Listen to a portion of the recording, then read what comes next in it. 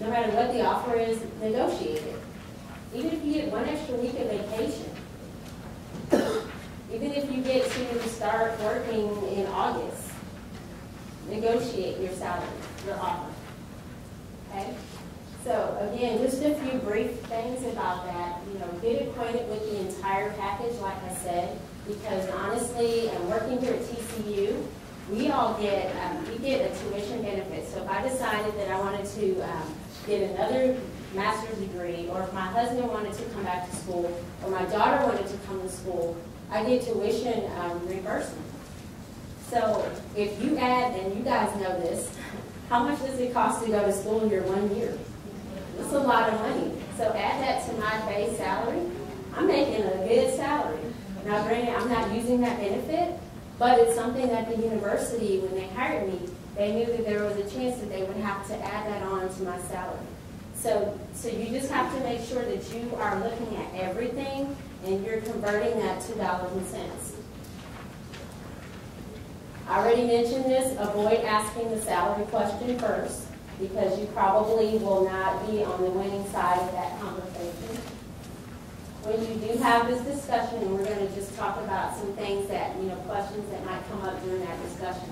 But when you do have that discussion, always be thinking about the quality that you bring to the job, okay, and the things that you contribute or can contribute to this employer.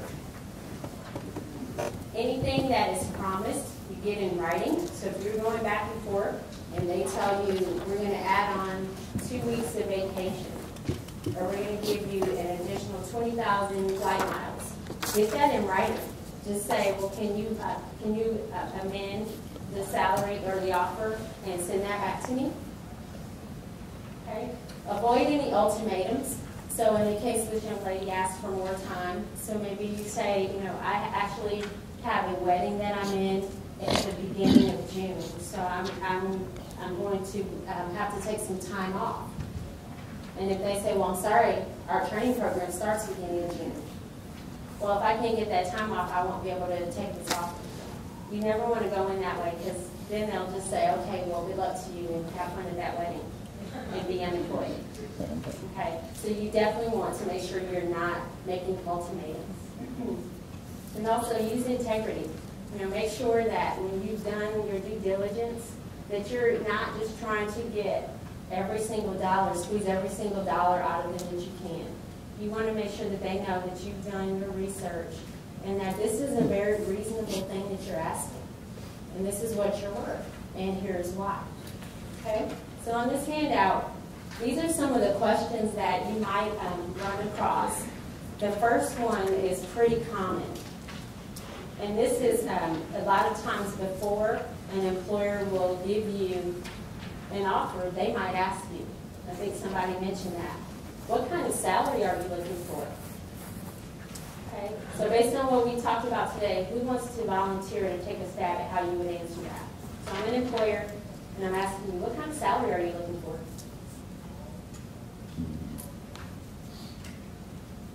Oh, come on, I know somebody can do it.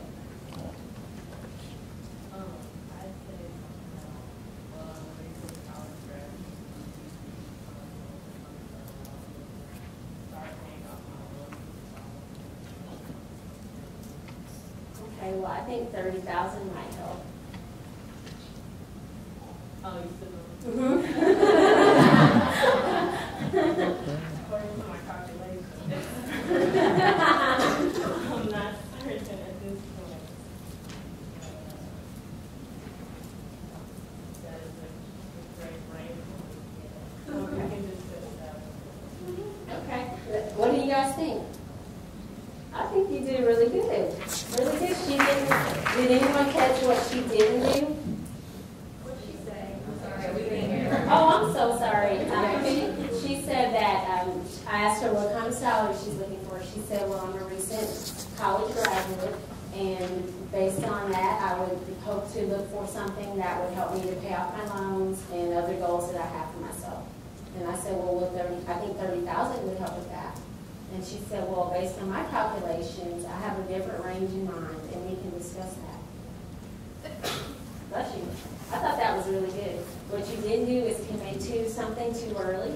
And you also started the discussion of why you are going to ask for what ultimately you asked for. So when you told me based on your calculations, then in my brain I'm thinking, oh, okay, well she's done some research here, so I'm not going to be able to get her cheap, you know. And a lot of times they might try to do that.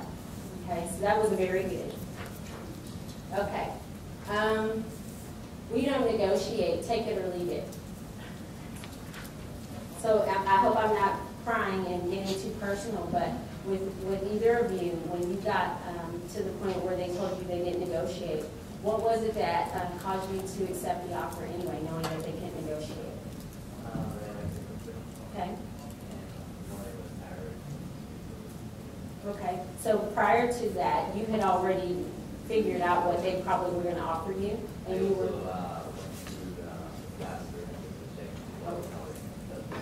Okay. So he said that he had already checked on Glassdoor what the salary average was. He also felt that it's a good company, and he was very comfortable with the offer. Okay, so this is a situation where he didn't negotiate, but he didn't feel that he needed to, and that's perfectly fine. That's perfectly fine. I don't want you all to walk away from here thinking that you can't just accept what they offer you.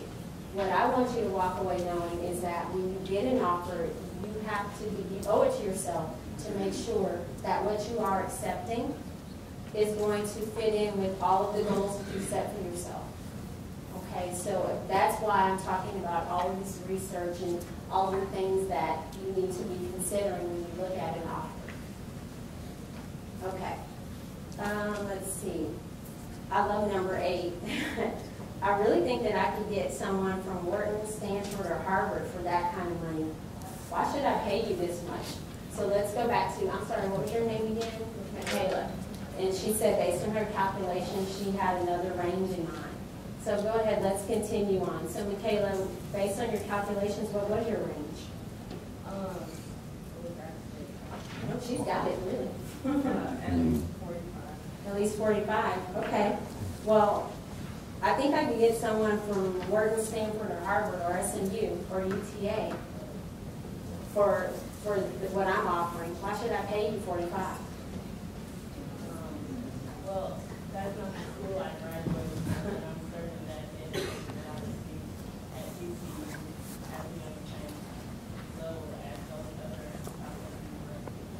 And you get to see how we're at same quality, but more quality. Okay, and we didn't rehearse this, by the way. So she's doing this right off the cuff. I think that's very good.